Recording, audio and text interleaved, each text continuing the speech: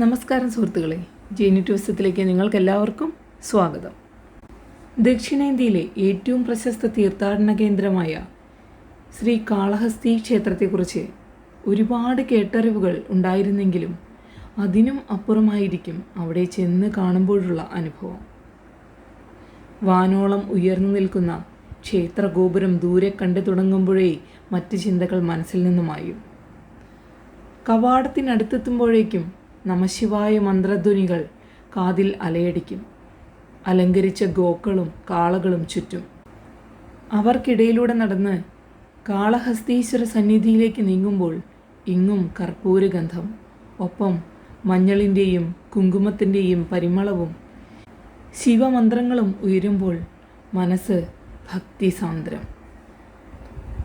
സുഹൃത്തുക്കളെ, ഇന്ന് ജേനി ടൂറിസത്തിൻ്റെ യാത്ര ആന്ധ്രാപ്രദേശിലെ ചിറ്റൂർ ജില്ലയിൽ കാളഹസ്തിയിലെ സ്വർണ്ണമുഖി നദീതീരത്ത് സ്ഥിതി ചെയ്യുന്ന ശ്രീ കാളഹസ്തീശ്വര ക്ഷേത്രത്തിലേക്കാണ്. ദക്ഷിണ കൈലാസം എന്ന് പ്രസിദ്ധമായ ഈ ക്ഷേത്രത്തിൻ്റെ സമുച്ചയം നദീതീരം മുതൽ കുന്നിൻ ചെരുവ് വരെ പരന്നു കിടക്കുന്നു. ശ്രീ അതായത് ചിലന്തി, കാള സർപ്പം, ഹസ്തി ആന എന്നീ 3 ജീവികൾ ഇവിടെ ശിവനെ പ്രാർത്ഥിച്ച് അനുഗ്രഹം നേടി മോക്ഷം പ്രാപിച്ചതിനാലാണ് ക്ഷേത്രത്തിന് ശ്രീ കാളഹസ്തി എന്ന പേര് ലഭിച്ചത് എന്നാണ് വിശ്വാസം. സ്കന്ദപുരാണത്തിലും ശിവപുരാണത്തിലും കാളഹസ്തിയെക്കുറിച്ച് പരാമർശിച്ചിട്ടുണ്ട്. അർജുനൻ ഇവിടെ എത്തി ശിവഭഗവാനെ പ്രാർത്ഥിച്ചുവെന്ന് സ്കന്ദപുരാണത്തിൽ പറയുന്നു. ക്ഷേത്ര കവാടം കടന്ന് അകത്തെത്തുമ്പോൾ കൊത്തുപണികളാൽ നിറഞ്ഞു നിൽക്കുന്ന ധാരാളം ഗോപുരങ്ങളും കൽമണ്ഡപങ്ങളും കാണാം. ചുറ്റും സർപ്പവിഗ്രഹങ്ങളും നവഗ്രഹ വിഗ്രഹങ്ങളുമാണ് ഉള്ളത്. ഗണപതിയുടെയും മറ്റ് ദേവീദേവന്മാരുടെയും അപൂർവ ചിത്രങ്ങൾ വരെ ഇവിടെയുണ്ട്. ഗോപൂജയ്ക്ക് ഏറെ പ്രാധാന്യമുള്ള ഈ ക്ഷേത്രത്തിനുള്ളിൽ ധാരാളം പശുക്കളും കാളകളും വിഹരിക്കുന്നുണ്ട്. ക്ഷേത്ര ഗോപുരത്തോളം തന്നെ വിസ്മയകരമാണ് കൊടിമരവും. സ്വർണ്ണ കൊടിമരത്തിൽ ആന, ചിലന്തി, സർപ്പം, കണ്ണപ്പസ്വാമി എന്നിവരുടെ കൊത്തുപണികൾ ഉണ്ട്. കൊടിമരത്തിനോട് ചേർന്ന് ഒറ്റക്കല്ലിൽ തീർത്ത മനോഹരമായ ഒരു കരിങ്കൽ സ്തൂപവുമുണ്ട്. കാളഹസ്തിയിലെ ഗോപുരങ്ങൾക്ക് പോലും പ്രത്യേക അഴകാണ്. 100 തൂണുകളുള്ള ക്ഷേത്രത്തിലെ മണ്ഡപം വിസ്മയകരമാണ്.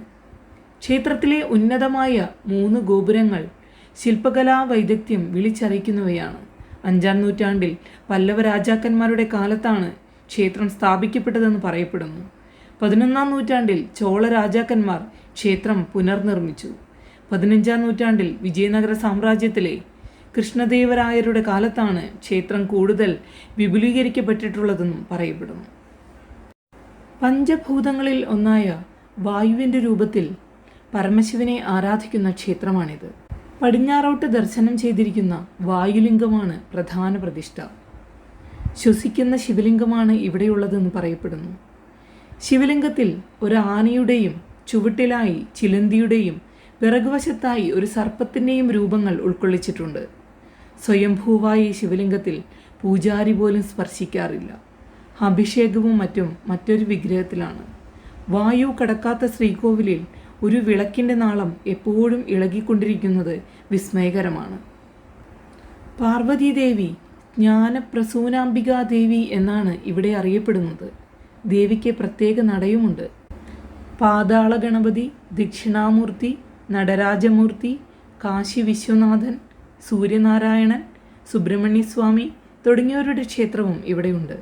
ഭക്ത കണ്ണപ്പ ക്ഷേത്രവും മലമുകളിലുണ്ട്. കാട്ടാളനായ കണ്ണപ്പൻ ഒരിക്കൽ നായാട്ടിന് പോയപ്പോൾ ഒരു ശിവലിംഗം കാണാൻ ഇടയാവുകയും സ്വർണ്ണമുഖി നദിയിൽ നിന്ന് ജലമെടുത്ത് അഭിഷേകം നടത്തുകയും ചെയ്തു. പിന്നീട് എല്ലാ ദിവസവും രാവിലെ കണ്ണപ്പൻ ഈ ശിവലിംഗ പൂജ തുടർന്നു. ഒരിക്കൽ പൂജയ്ക്കെത്തിയ കണ്ണപ്പൻ ശിവലിംഗത്തിൻ്റെ ഒരു കണ്ണിൽ നിന്ന് രക്തം വരുന്നത് കണ്ട് തൻ്റെ ഒരു കണ്ണ് ചൂഴ്ന്നെടുത്ത് ശിവലിംഗത്തിൻ്റെ കണ്ണിൻ്റെ സ്ഥാനത്ത് വെച്ചു. അപ്പോഴതാ 2ാമത്തെ കണ്ണിൽ നിന്നും രക്തം വരുന്നു. ഇത് കണ്ട് കണ്ണപ്പൻ തൻ്റെ 2ാമത്തെ കണ്ണും ചൂഴ്ന്നെടുക്കാൻ തുടങ്ങിയപ്പോൾ പരമശിവൻ ദർശനം നൽകി മോക്ഷം നൽകിയെന്നാണ് വിശ്വാസം. ക്ഷേത്രത്തിൻ്റെ വടക്കേ ഗോപുര ഭാഗത്തായി പാതാള വിഘ്നേശ്വര ക്ഷേത്രം സ്ഥിതി ചെയ്യുന്നു. ഗുഹയ്ക്കുള്ളിൽ 35 അടി താഴ്ചയിലാണ് ഗണപതി വിഗ്രഹം സ്ഥാപിച്ചിരിക്കുന്നത്. ഇടുങ്ങിയ 25ഓളം പടികൾ ഇറങ്ങിച്ചെന്നാൽ ഗണപതിക്കരികിലെത്താം. വിഘ്നേശ്വരനെ തൊഴുതതിനു ശേഷം മാത്രമേ കാളഹസ്തീശ്വരനെ ദർശിക്കാവൂ എന്നാണ് വിശ്വാസം. ശനിദശയിലും ശനി, രാഹു, കേതു എന്നിവയുടെ അപഹാരകാലത്തും ഈ ക്ഷേത്രത്തിൽ ദർശനം നടത്തിയാൽ ദോഷശമനം ഉണ്ടാകുമെന്നാണ് വിശ്വാസം. രാഹു, കേതു ദോഷപരിഹാര പൂജയാണ് പ്രധാനം.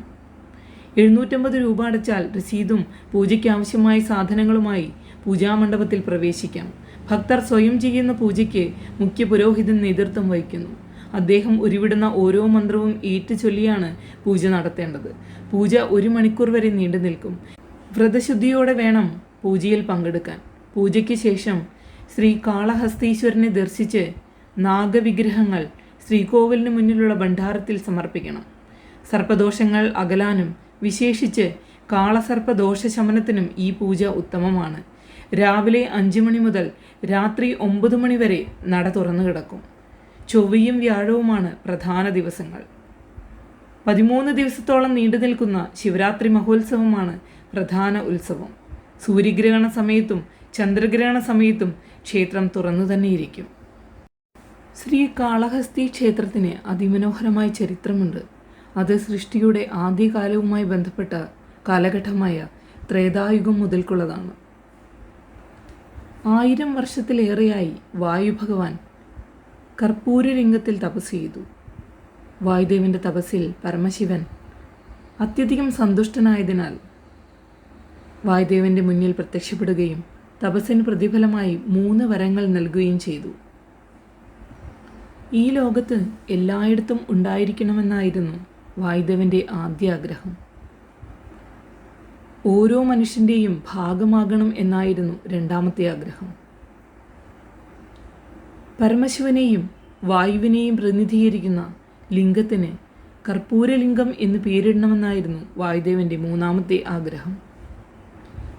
കാരുണ്യവാനായ പരമശിവൻ ഉടനെ തന്നെ വായുദേവന്റെ 3 ആഗ്രഹങ്ങളും സാധിച്ചു കൊടുത്തു. ക്ഷേത്രവുമായി ബന്ധപ്പെട്ട് മറ്റു പല ഐതിഹ്യങ്ങളുമുണ്ട്. ഒരിക്കൽ പാർവതീദേവിയെ തൻ്റെ സ്വർഗീയ ശരീരം ഉപേക്ഷിച്ച് മനുഷ്യരൂപം സ്വീകരിച്ച് ഭൂമിയിൽ ജീവിക്കാൻ പരമശിവൻ ശപിച്ചു. ഈ ശാപത്തിൽ ദേവി പൂർണ്ണമായി ഞെട്ടിപ്പോയി. ദേവിയുടെ സ്വർഗീയ വാസസ്ഥലം തിരികെ ലഭിക്കാൻ ദേവി ആഗ്രഹിച്ചു. ഈ ക്ഷേത്രത്തിൽ അതിനുവേണ്ടി കഠിനമായി ധ്യാനിച്ചു.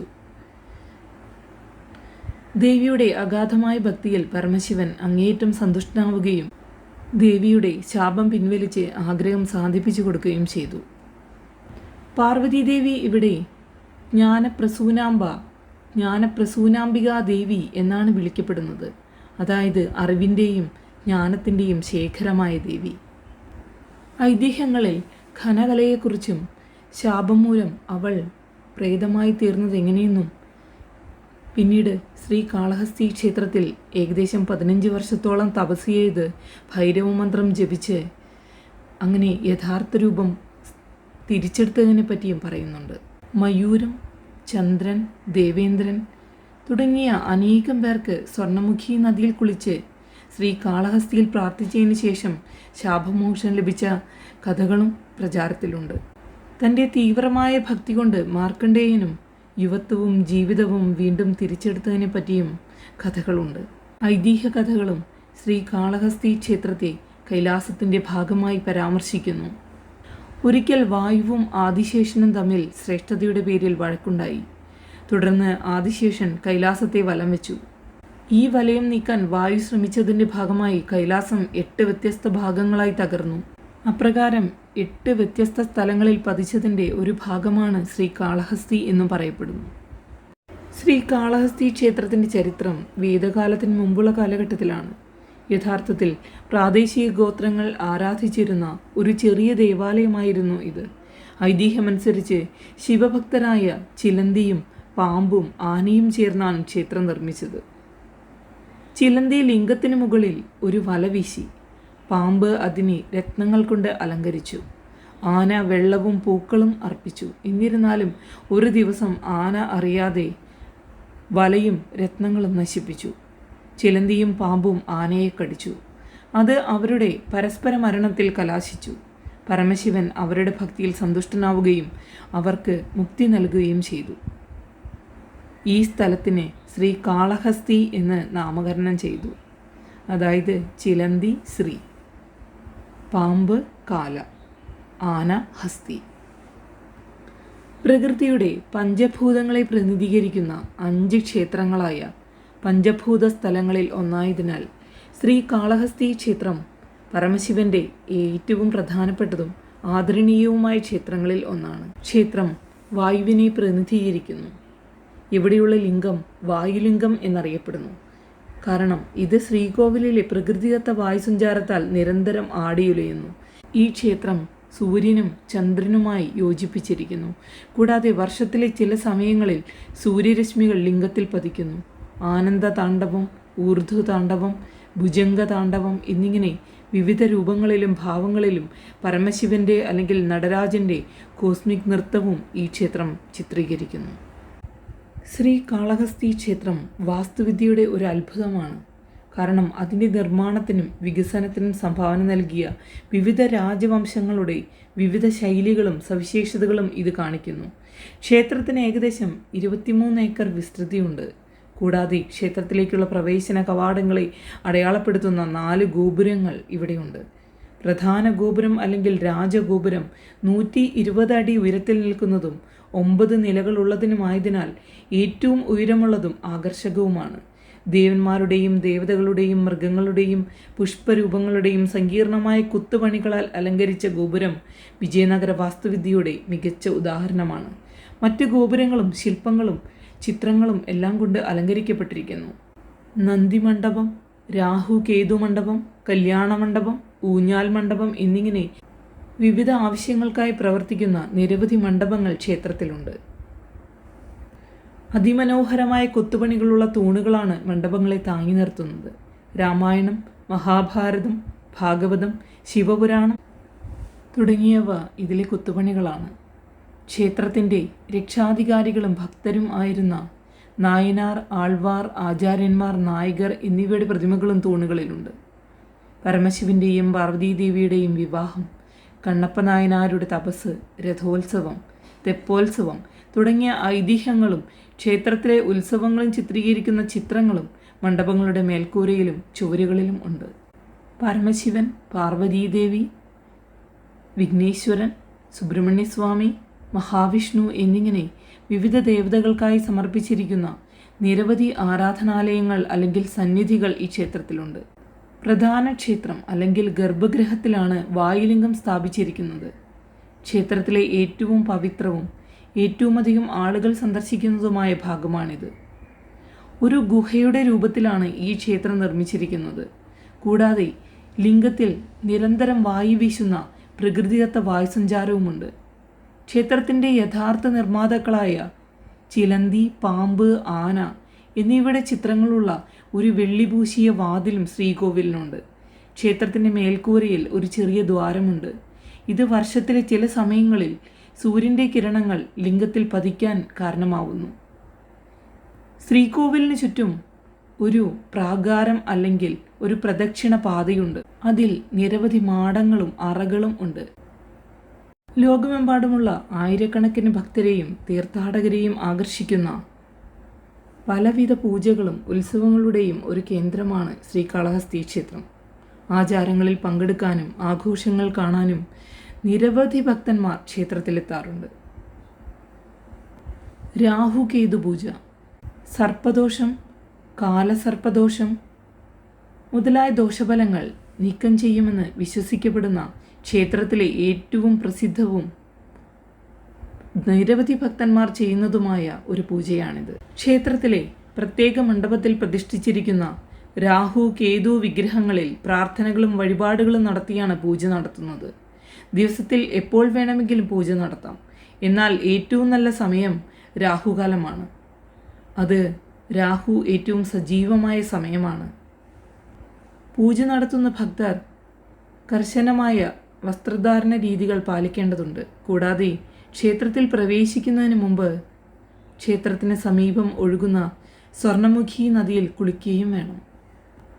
അഭിഷേകം, പാൽ, തേൻ, തൈര്, ചന്ദനം മുതലായ വിവിധ ദ്രവ്യങ്ങൾ ഉപയോഗിച്ച് വായുലിംഗത്തെ കുളിപ്പിക്കുന്നത് ഉൾപ്പെടെയുള്ള ഒരു സേവയാണിത്. ക്ഷേത്രത്തിലെ പൂജാരിമാരാണ് മന്ത്രങ്ങൾ ജപിക്കുകയും ചടങ്ങുകൾ നടത്തുകയും ചെയ്യുന്നത്. പൂജയിൽ പങ്കെടുക്കുന്ന ഭക്തർക്ക് വളരെ ദൂരെ നിന്ന് പൂജ ദർശിക്കാം. പൂജ കഴിഞ്ഞാൽ പ്രസാദം സ്വീകരിക്കുകയും ചെയ്യാം. കല്യാണോത്സവം. ക്ഷേത്രം വിവാഹവേദിയായി തിരഞ്ഞെടുത്ത പരമശിവന്റെയും പാർവതീദേവിയുടെയും വിവാഹം ആഘോഷിക്കുന്ന ഉത്സവമാണിത്. എല്ലാ വർഷവും ഫെബ്രുവരി അല്ലെങ്കിൽ മാർച്ച് മാസങ്ങളിൽ നടക്കുന്ന ഉത്സവം 10 ദിവസം നീണ്ടു നിൽക്കും. ശിവപാർവതിമാരുടെ വിഗ്രഹങ്ങൾ അലങ്കരിക്കുകയും ആഭരണങ്ങളും പൂക്കളും കൊണ്ട് അലങ്കരിക്കുകയും ചെയ്യുന്ന വിവാഹ ചടങ്ങിൻ്റെ പുനരാവിഷ്കാരം ഈ ഉത്സവത്തിൽ ഉൾപ്പെടുന്നു. രഥം, വള്ളം, പല്ലക്ക് മുതലായ വിവിധ വാഹനങ്ങളിൽ വിഗ്രഹങ്ങളെ എഴുന്നള്ളിക്കുന്നതും ഉത്സവത്തിൽ ഉൾപ്പെടുന്നു. ആയിരക്കണക്കിന് ഭക്തരെയും തീർത്ഥാടകരെയും ഇത് ആകർഷിക്കുന്നു. ഭഗവാന്റെയും ദേവിയുടെയും അനുഗ്രഹം തേടുന്നതിനായി ഉത്സവത്തിൽ പങ്കെടുക്കുന്ന ഭക്തർക്ക് ക്ഷേത്രത്തിലേക്ക് വിവിധ സമ്മാനങ്ങളും സംഭാവനകളും സമർപ്പിക്കാം. ഉത്സവത്തിന് ശേഷം വഴിപാടുകൾ ചെയ്യുകയും പ്രസാദം സ്വീകരിക്കുകയും ചെയ്യാം. തിരുപ്പതി വിമാനത്താവളമാണ് ശ്രീകാളഹസ്തി ക്ഷേത്രത്തിന് ഏറ്റവും അടുത്തുള്ള വിമാനത്താവളം. ക്ഷേത്രത്തിൽ നിന്ന് ഏകദേശം 30 കിലോമീറ്റർ അകലെയാണിത്. ക്ഷേത്രം തിരുപ്പതിയുമായും ചെന്നൈയുമായും ബന്ധിക്കപ്പെട്ടിരിക്കുന്നു. ചെന്നൈയിൽ നിന്ന് റോഡ് മാർഗം ഒരു ദിവസത്തെ യാത്രയിൽ ശ്രീകാളഹസ്തി ക്ഷേത്രം, തിരുമല, തിരുപ്പതി എന്നിവ കവർ ചെയ്യാൻ സാധിക്കും. പരമശിവനെ ആരാധിക്കുന്ന പ്രശസ്തമായ ക്ഷേത്രമാണ് ശ്രീകാളഹസ്തി ക്ഷേത്രം. ഈ പുണ്യസ്ഥലത്തെക്കുറിച്ച് നിരവധി വ്യത്യസ്ത വസ്തുതകളുണ്ട്. അവയെല്ലാം രസകരമാണ്, ഭക്തിപ്രദവുമാണ്. ദക്ഷിണേന്ത്യൻ സംസ്കാരം പര്യവേഷണം ചെയ്യാനും പഠിക്കാനും ഇഷ്ടപ്പെടുന്ന സന്ദർശകർക്ക് ഇത് വളരെ മികച്ചതാണ്. നവംബർ മുതൽ ഫെബ്രുവരി വരെയുള്ള ശൈത്യകാലമാണ് ഈ പുണ്യസ്ഥലം സന്ദർശിക്കാൻ ഏറ്റവും അനുയോജ്യമായ സമയം. ഈ സമയത്തെ കാലാവസ്ഥ വളരെ സുഖകരമായിരിക്കും. സുഹൃത്തുക്കളെ, ആന്ധ്രാപ്രദേശിലെ പ്രശസ്തമായ ശ്രീകാളഹസ്തി ക്ഷേത്രത്തെക്കുറിച്ച് അറിഞ്ഞില്ലേ? ഈ ക്ഷേത്രം സന്ദർശിക്കുന്നതിനും വിവിധ ദേവന്മാരുടെയും ദേവിമാരുടെയും അനുഗ്രഹം പ്രാപ്തമാക്കുന്നതിനുമുള്ള എല്ലാ അനുഗ്രഹങ്ങളും നമുക്കേവർക്കും ഉണ്ടാകട്ടെ എന്ന് പ്രാർത്ഥിക്കുന്നു.